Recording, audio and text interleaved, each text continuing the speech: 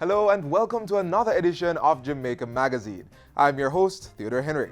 This week, activities will focus on Jamaica Day to be celebrated Friday, February 24.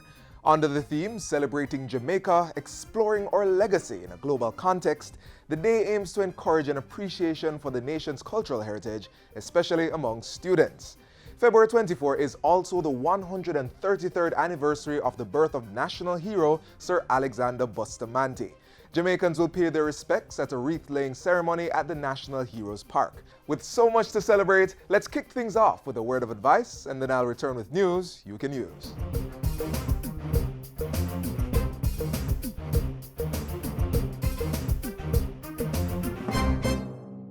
When criminals disagree, they seek revenge. Murder, arson, rape, whatever causes terrible suffering. It doesn't matter who gets hurt. Women, children, and the elderly, they are the main targets. Don't support the criminals. Don't cover up for them. Don't take their money. Take a stand now for the right of our women and children to be free from fear and abuse. Silence brings violence. A message from the Ministry of National Security.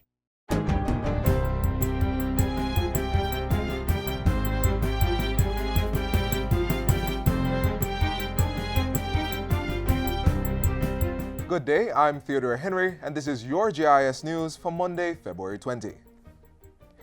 Government is installing a new multi-million-dollar wastewater treatment facility to serve several communities in West Central St. Andrew. Prime Minister Andrew Holness, who is Member of Parliament for the constituency, broke ground for the $131.9 million Bay Farm Villa Sewage project on Friday. The 5-month development is being spearheaded by the National Water Commission under the IDB-financed Caribbean Region Fund for Wastewater Management CREW project. The work will be done by Surrey Paving and Aggregate Company Limited. The new system will replace the 40-year-old wastewater treatment plant, which serves residents in the communities of Bay Farm Villa, Olympic Court, Compound, Lime Tree Lane, Andrews Mews, Simmons Park, and their environ. We have gone through several iterations of repairs. But as the community grows and the demands placed on the plant increases, we would see several occasions where the plant failed. At the end of this project, you are not going to see a building. What you're going to see is no sewage running past your doorstep anymore. The project will also include the laying of sewer pipelines to channel sewage from the communities to the Nance Pen substation in St. Andrew and on to the Soapberry wastewater treatment plant in St. Catherine. We are doing this as part of our overall improvement for the sewer collectors in the corporate area. The Bay Farm Villa wastewater treatment facility is one of 6 across the corporate area, earmarked for upgrading under the $1.53 billion CREW project. The others include facilities at Hughenden, Acadia, and Elletson Flats.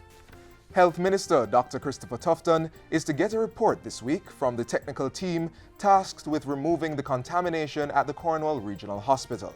The hospital is being affected by toxic fumes emanating from an old central air conditioning system in sections of the institution. Following a tour of the facility last week, Minister Tufton says the team of engineers, environmental specialists, and contractors is mapping the cleanup and rehabilitation of the hospital.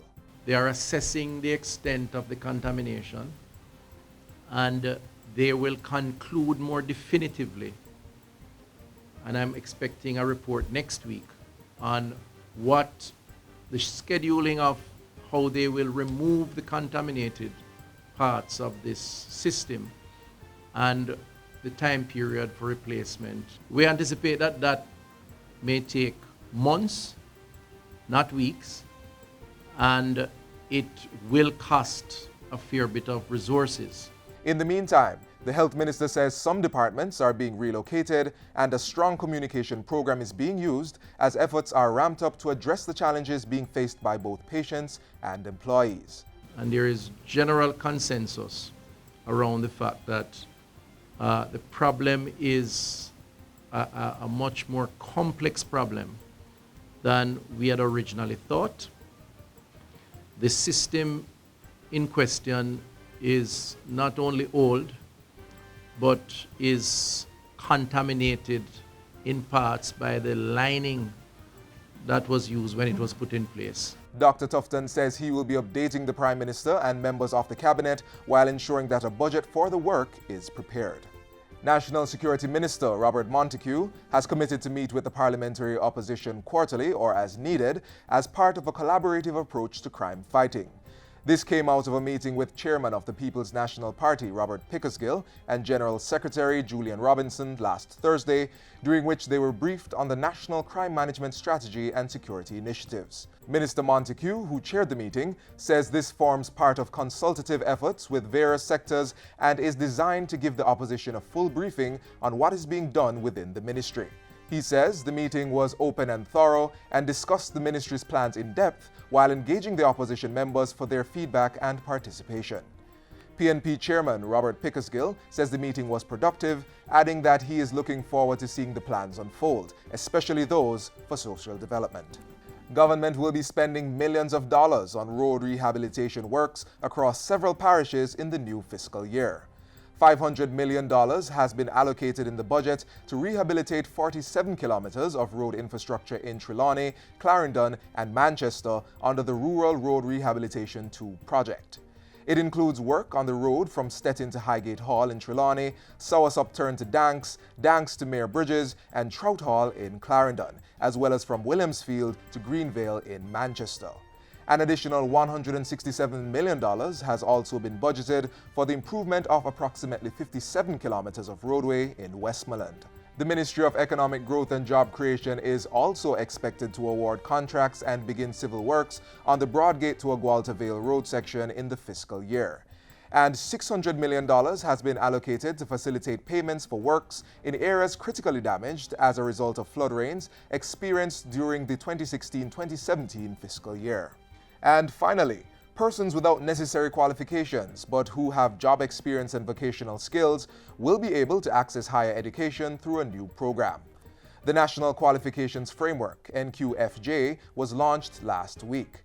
Education Minister Senator Ruel Reid says the NQFJ has been introduced as a way of standardizing and improving the quality of training in Jamaica. Whether or not those employed persons have absolutely no skills, because you're talking about it, they have been in jobs for 15, 20, 30 years. They obviously by now have some skills and competencies and abilities.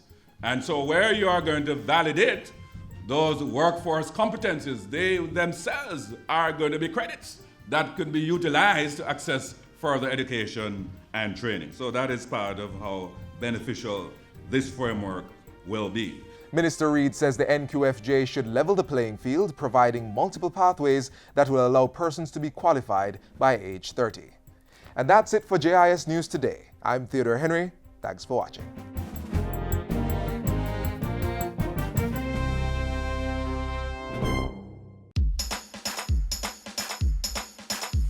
We want a productive Jamaica. We are not productive Jamaicans. Productivity to move forward on this land. Productivity, that's the way to go, we should understand. Productivity is the way to go for all us Jamaicans. Small business, big business, old and young, we are tell every woman and man. We want growth and prosperity for a better nation with a building plan. So we can build our product and sell our product and put more money in our hand. Our economy can rise to a level and build a better nation. Productivity to move forward on this land. Productivity, that's the way to go, we should understand. Productivity to move forward on this land. Productivity, that's the way to go, we should understand. Productivity. Productivity, pathway to prosperity.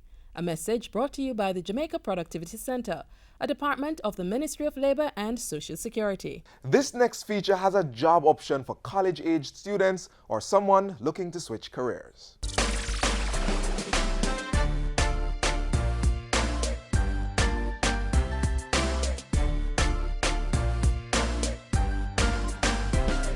Sound! Sound! Sound! Let's try to put those together. Again? What's that word? Pops. Call that word. Pops. Call the word. Pops. This word says? Pops. All right. Michina Colson is a school-based literacy coordinator for the Ministry of Education. Oh, this is my passion. And that is usually the case for just about everyone who pursues this particular career path. You have to be committed, you have to be patient.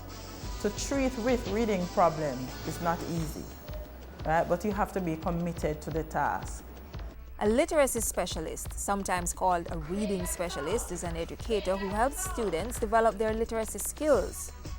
When we talk about literacy skills, we're talking about writing, oral language or speaking, listening, and critical thinking. You take a clinical approach to teaching. So there you treat with the difficulties, reading difficulties, writing difficulties, and all of that. We work on the words and then we go to the actual reading. So it's a step-by-step process. I also use the guided reading where I would read along with them. I would guide them into reading. We also have those students who are performing above, and so the job of the literacy specialist is to provide enrichment programs so you know how to treat with those students as well. We tie in with the regular classes through consultation as well as through observation of what the children are doing and so on. He, come on, he forgot. Remember that word from this board. Let's read again. He forgot.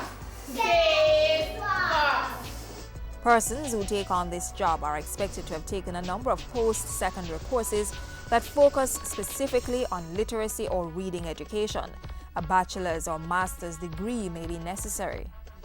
You have different tertiary institutions that you can go. I know the Jamaica University, they have a lot of reading programs, they offer a lot of reading programs, and also degree in literacy in reading.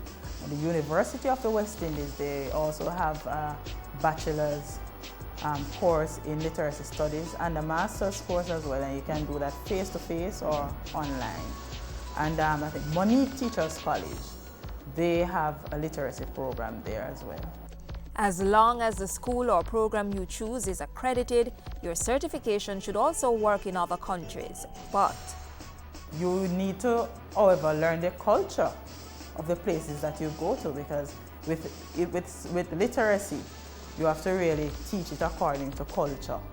And locally or overseas, there is a solid demand for literacy specialists. Yes, there are. And the schools, especially the primary schools and even high schools, they have a high demand for literacy specialists. Earning potential is also good, with local jobs attracting as much as 7-figure salaries and comparable numbers overseas. So it's very lucrative. So that I can give back really to my community, to my area, in whatever way I can. And this is my little way of doing that. First and foremost, I have a passion.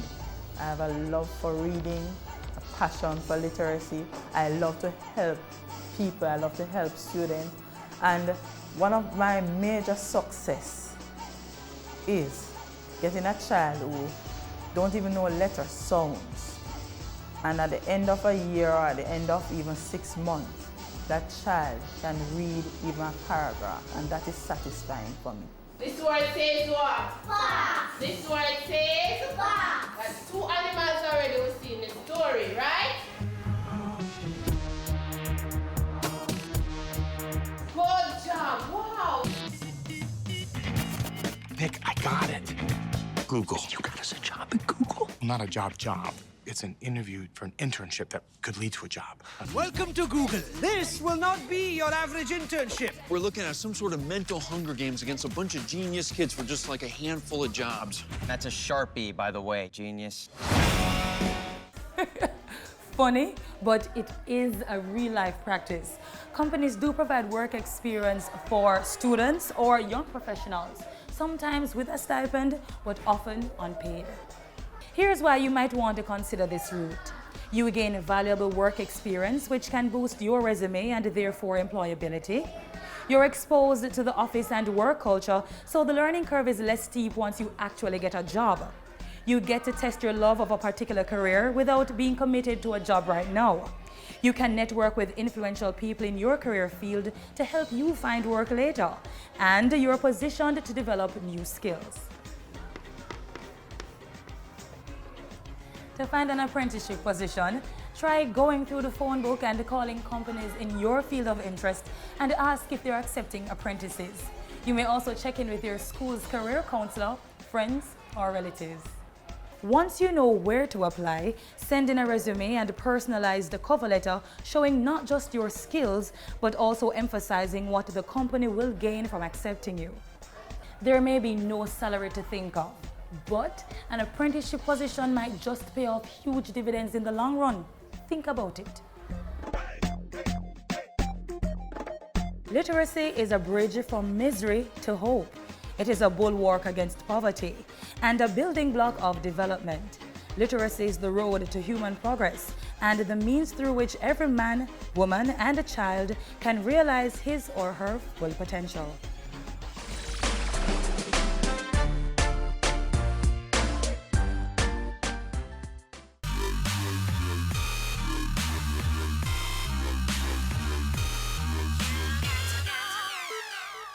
Today is World Day of Social Justice, an observation the United Nations believes is useful in advancing equality and removing barriers of gender, age, race, ethnicity, religion, culture, or disability.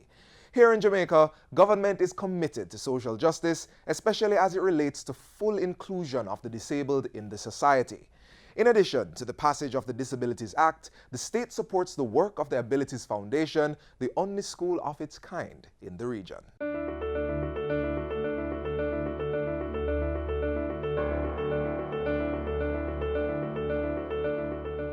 Lexley is preparing for another day at Jamaican Teas, where he works as assistant to the factory manager and the company's hazard analysis and critical control points coordinator.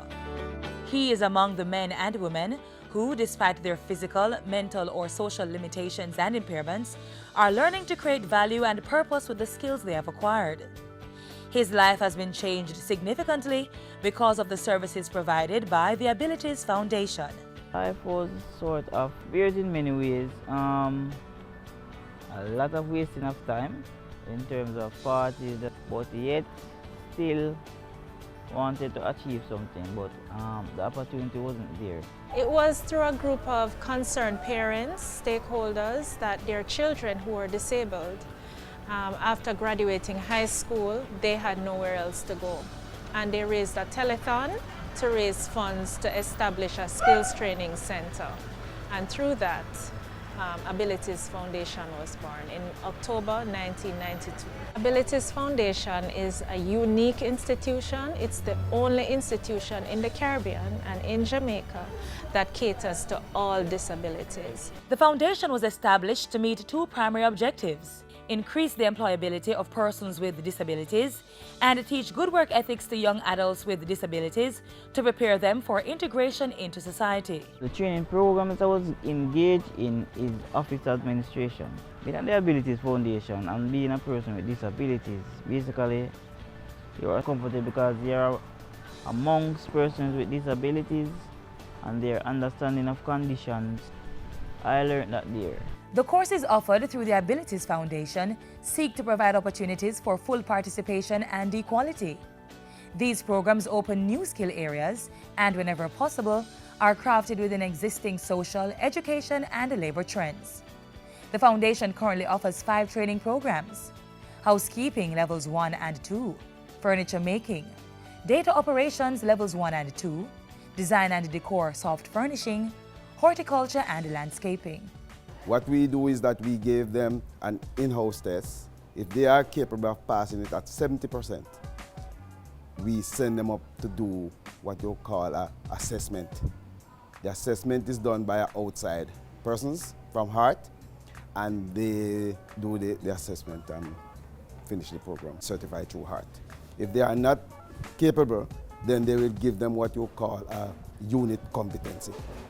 That unit competency is a document or paper showing that they are capable of doing these units. The foundation also provides a functional life skills curriculum which focuses on the students' transition to the workforce, as well as remedial English and mathematics, money awareness and management. I assist them with preparation of their resumes, their cover letters, searching for different employment opportunities. One of my major functions is to provide them with placement sites so that they can get job experience. For the past couple of years, we have been with the NYS, and we recognize that that's a summer program, but we recognize that after they are placed in the summer program, it's easier for us to go back to those places to get permanent placement for them because they see what they can do and not their disability. The foundation has been able to extend its reach and service offerings through grant funding from the Japanese Policy Human Resources Development Grant Program. The grant was provided through the Ministry of Labour and Social Security's Social and Economic Inclusion Project for persons with disabilities. What this project endeavors to do is to build the capacity of the institution through professional development courses for the staff. A major component of this project is to assist the students with a training stipend, and it is targeted for those who are path beneficiaries. The project also provides them with a job placement officer and a job coach. So when we place them on jobs, we also give them a coach to mentor and help them throughout the process. The foundation continues to open doors for persons with disabilities and equip them with the requisite skills and knowledge to become productive Jamaican citizens. The Abilities Foundation, creating opportunities for the exceptional.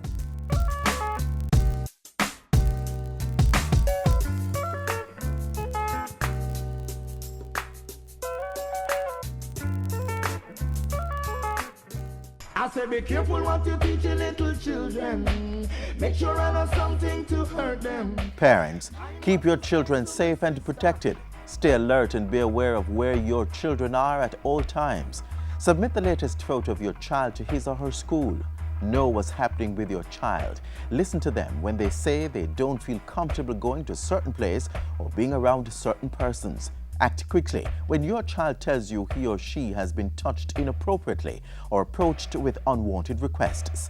Be the change. Help us protect our children. For more information, call 1-888-776-8328 or 1-876-878-2882.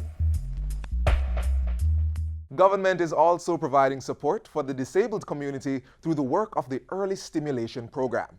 Take a look.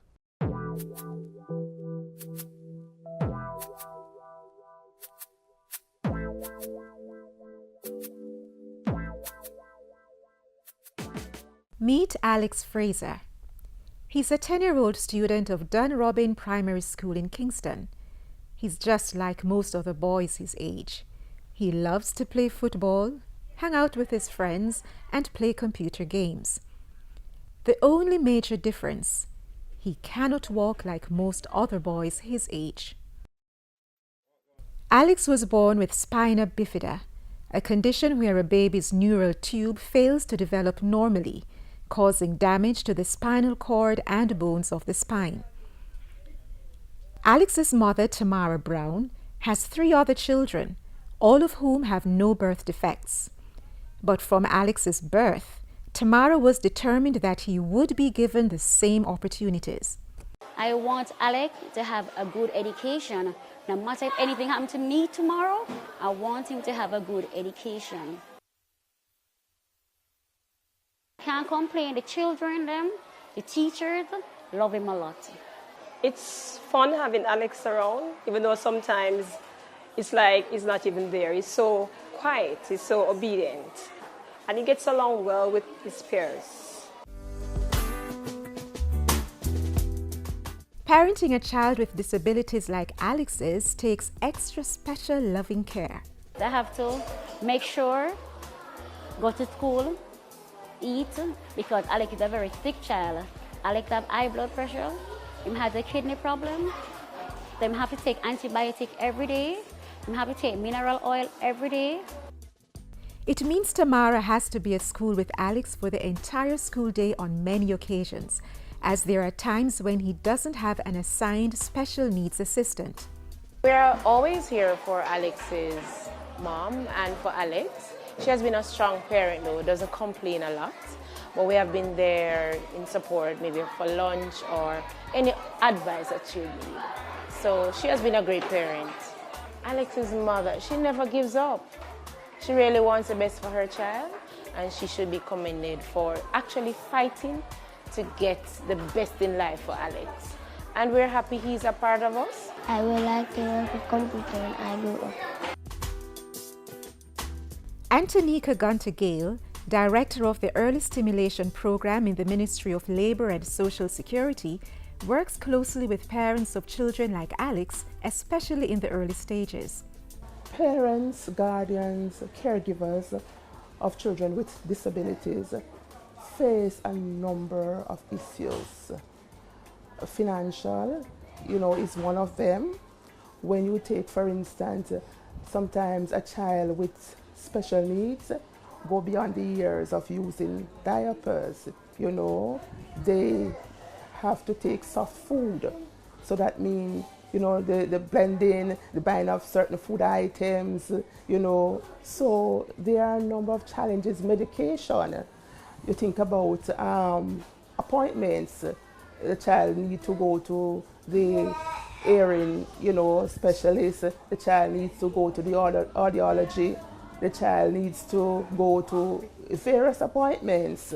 And it does take cash, to care on the part of the parent for persons who don't understand that this is a child with special needs and the child, act up in the public, screaming, shouting, hyperactive, a child with autism, very antisocial, not getting on like his peers. These things can really cause much stress to the parents of children with disabilities.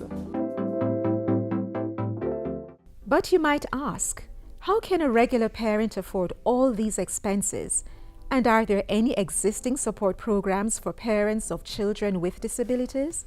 There are a number of support through the Ministry of Labour and Social Security, under which this program falls, the Early Stimulation Program. A mother, guardian, who really cannot find the wherewithal to care, you have support in terms of intervention. You have financial assistance in terms of a rehabilitation grant that is offered through the ministry for parents or guardians of children with special needs. You have the Jamaica Council for persons with disabilities that also offer support and financial assistance for, starting up your own business, advice, and, that sort of a thing. So there are a number of areas. We have the PAT program that assists with adaptive aids, such as hearing aids, walkers, wheelchairs, medication. For parents who, like Tamara Brown, are unable to maintain regular jobs as a result of having to be with their disabled children at home or school, the Early Stimulation Program guides them to numerous entrepreneurship opportunities. We have parents, for example, a simple thing as making soaps, different soaps, putting together, soaps that is tested and passed, approved through the Bureau of Standards, selling soaps. So we have mothers doing phone cards. We have parents doing their little craft at home, rearing chickens at home, doing eggs, So there are a number of areas while taking care of the child at home, the parent could do. For more information, you may contact the Early Stimulation Program at 95 Hanover Street, Kingston. Call them at 922-5585. Children with special needs need extra special parents.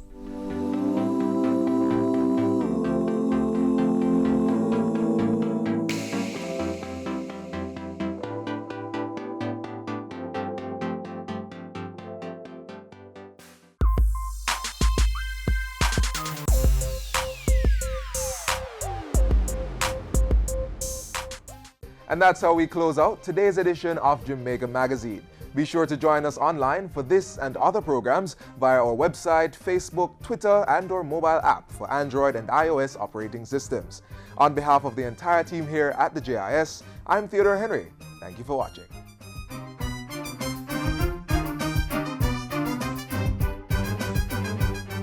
This has been a production of the Jamaica Information Service, the voice of Jamaica.